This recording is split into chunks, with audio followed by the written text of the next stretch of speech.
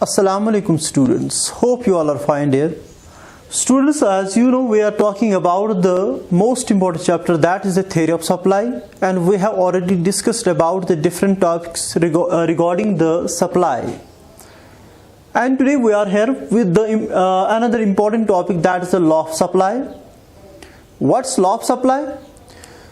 Law of supply is just the opposite of the law of demand, as the law of demand states that other things remaining the constant, there is inverse relationship between the price of the commodity and its quantity demanded. So students, जब भी law of supply की बात हो रही है, it shows the direct relationship between the price of the commodity and the quantity supplied. That means more will be sold at a higher price and less will be sold at the less price. और आप कह सकते हो कि more will be supplied at the higher price and less will be supplied at the lower price. Dear students, as it is written here, यहाँ पर लिखा हमने, according to the law of supply, when the price of the commodity rises, the quantity supplied also rises. It's quite simple. And when the price of the commodity falls, the quantity supplied also falls down, on the assumption that other things remain the constant. So students, there are a lot of assumptions. हमने इससे पहले पढ़ा कि supply function, that means there are different factors which determine the supply of a commodity. उसमें हमने पहले पढ़ा कि price of the commodity. Dear students, when we talk about the law of supply, हम यहाँ पर पहले लिखते हैं कि other things remaining the constant, other things remaining the same. There is no change in the other factors other than price. That means we are just giving the relationship between the price and the quantity supplied. Price और quantity supplied के दरमियान हम relationship देते हैं, लेकिन relationship कौन सी है डियर? देयर इज पॉजिटिव और simply you can say direct relationship between the price and the quantity supplied. But there are lot of assumptions, तो हमने यहां पर बोला डियर, तो ये है law of supply. Law of supply is actually backed by the different factors. तो आपको पता होना चाहिए कि जब भी प्राइस ज्यादा होता है कि it is profitable for the producers to supply more and more, because the marginal cost and other cost will be covered when they will supply the quantity, more quantity at higher prices. जब वो ज्यादा supply करेंगे higher prices पर, तो accordingly उनके cost जो है वो कवर हो सकते हैं. तो डियर स्टूडेंट्स, हम कह सकते हैं कि it's quite simple. Law of supply states that other things remaining the constant, with the increase in the price of the commodity there is increase in the quantity supplied, and with the fall in the price of the commodity there is decrease in the quantity supplied. तो dear students, यहां पर हमने कुछ assumptions रखे हैं. मैंने आपको already बोला कि इस law of supply is based on the assumptions, that is the, जो हमने बोला, other things remaining the constant और nothing but the assumptions of the law of supply. What are assumptions? Assumptions हमने ऑलरेडी बोला कि these are all the factors which determine the supply of a commodity other than price. अगर आप देख सकते हो dear, ये वही फैक्टर्स है जो हमने सप्लाई फंक्शन में पढ़ा था, लेकिन इसमें सिर्फ एक नहीं है, वो है प्राइस ऑफ द कमोडिटी. तो that means these all are those factors, those determinants which affect the supply of the commodity other than price. इसमें सिर्फ एक नहीं है, that is the price of own commodity. जिस कमोडिटी की हम बात करते हैं उसका प्राइस जो है यहां पर हम नहीं रखते हैं, तो दैट मीन्स हम उसी की रिलेशनशिप देते हैं किसमें? लॉ ऑफ सप्लाई में.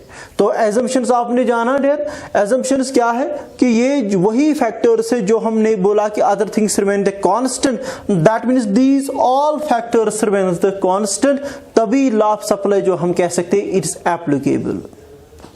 सो स्टूडेंट्स, तो यहां पर आपने जाना कि लॉ ऑफ सप्लाई क्या होता है. Now let's talk about the what are the different assumptions on that basis the law of supply is applicable.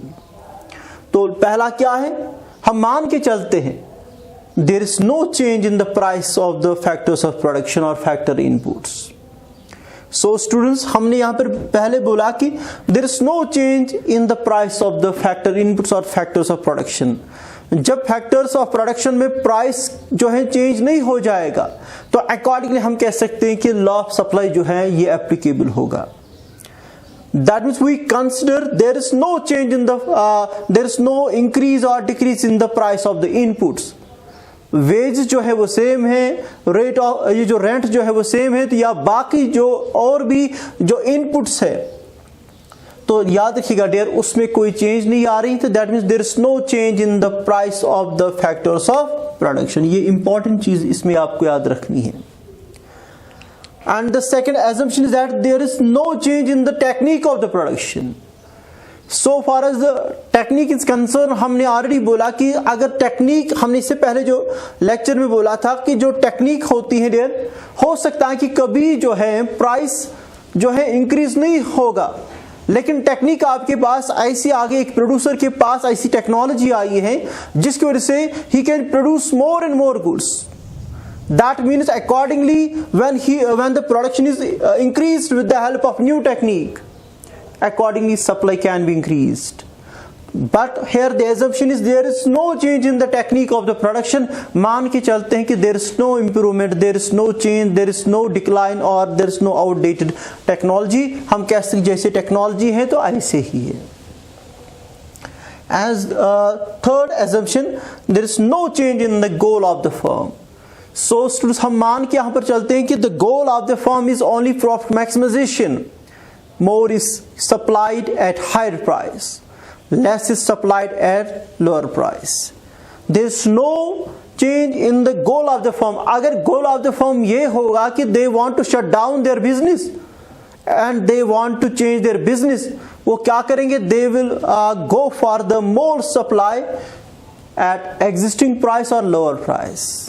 So that will be totally against of the law of supply। So students, हम क्या कर रहे हैं यहाँ पर हम एक important assumption यहाँ पर है, there is no change in the goal of the firm। तो यहाँ पर हमने बोला कि goal of the firm is only to profit maximization and it is only possible when more is supplied at the higher price, less is supplied at the lower price। Another important assumption, there is no change in the price of related goods। हम यहां पर मान के चलते हैं कि there is no change in the related goods. कोई related goods में सब्स्टिट्यूट्स हो या कंप्लीमेंट्री गुड्स हो, उनमें कोई चेंज नहीं है, उनके प्राइस में कोई चेंज नहीं आ रही। जो आप सप्लाई कर रहे हो चीजें, उसके मुकाबले में जो इसका रिलेटेड गुड है उसका प्राइस जो है बिल्कुल वही है जो उसका था। That means in the market जिस रेट पर एक प्रोड्यूसर, एक फार्मर राइस और वीट प्रोड्यूस कर रहा था, उनका प्राइस वही है जो कि है। अब राइस जो है, राइस का प्राइस इंक्रीज नहीं हुआ है as compare to the wheat, तो दैट्स हम कह सकते हैं कि चेंज जो है रिलेटेड गुड्स में कोई चेंज नहीं आ रही है। ऑलरेडी हमने इससे पहले पढ़ा कि जब चेंज होते रिलेटेड गुड्स में तो दैट मीन्स जब इंक्रीज हो जाएगा price of the related goods तो अकॉर्डिंग द सप्लाई जो है वो डिक्रीज हो जाएगी। Another important feature, that is no future expectations about the change in the price। Already we have discussed in the previous lecture that there may be the future expectations about the price change in the price of the commodity। So students, we can say that एक producer को कोई expectations नहीं है, he thinks about there is no change in the there is no change in the price of the this commodities in the near future। Is upward sloping।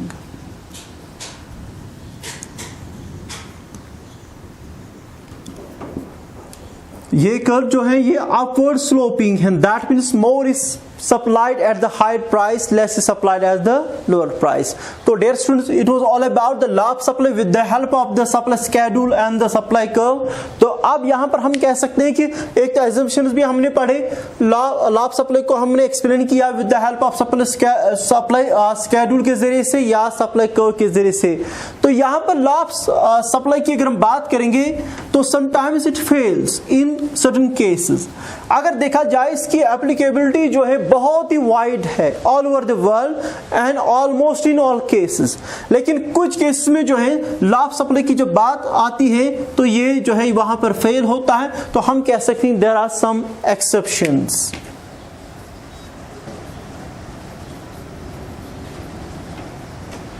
Exceptions to the law of supply। Law of supply की कुछ क्या है exceptions है। सबसे बड़ी exception इसको आती है in case of agriculture,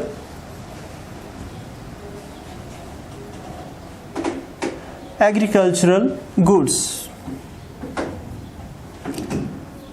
so students सबसे पहले बात हम करेंगे एग्रीकल्चर गुड्स की, exceptions to the law of supply. Law of supply fail होता है इन ये जो है एग्रीकल्चर गुड्स में, या हम कह सकते हैं स्ट्रिक्टली ये फॉलो नहीं करते हैं एग्रीकल्चर गुड्स किसको, लॉ ऑफ सप्लाई को, because these agriculture goods are based on the natural factors.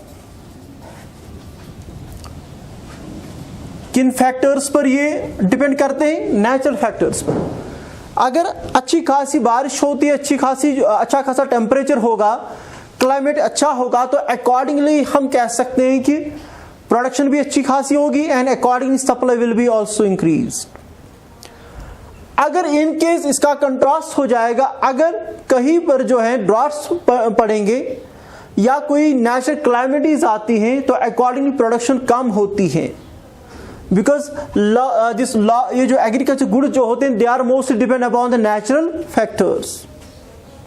So students अगर natural factors in favour of agriculture goods होंगे, एग्रीकल्चर प्रोडक्शन के होंगे, तो there may be increase in the production, accordingly supply भी जो है वो इंक्रीज हो जाएगी। अगर इन कंट्रास्ट क्या हो जाएगा, नेचुरल क्लाइमेटीज आएंगे, नेचुरल फैक्टर्स इन अगेंस्ट होंगे किसके, एग्रीकल्चर आउटपुट के, तो हम कह सकते हैं कि वहां पर एग्रीकल्चर प्रोड्यूस कम होगा, अकॉर्डिंगली सप्लाई भी कम हो सकती है। तो दैट मीन्स एग्रीकल्चर गुड्स जो है ये जो है स्ट्रिक्टली फॉलो, इसमें स्ट्रिक्टली फॉलो नहीं किया जा सकता है किसको, लॉ ऑफ सप्लाई को। तो that means in case of agriculture or in case of agriculture goods law of supply is not strictly followed or applicable। second assumption जो है याद रखिएगा dear, in case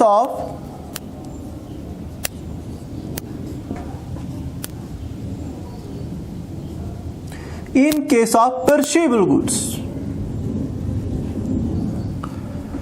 non durable goods।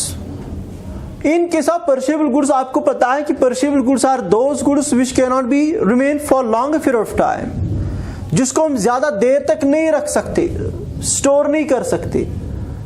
For example vegetables, fruits. याद रखिएगा dear, in case of perishable goods law of supply जो है ये applicable नहीं होता है, क्योंकि अगर इन परशेबल गुड्स को जल्दी हम सप्लाई नहीं करेंगे तो ये खराब हो सकते हैं। तो जितना हमारे पास होता है हम अकॉर्डिंग इसको क्या करते हैं, मार्केट में सप्लाई करते हैं। So students we can see law of supply जो है it's also not applicable strictly और 100% in case of the perishable goods.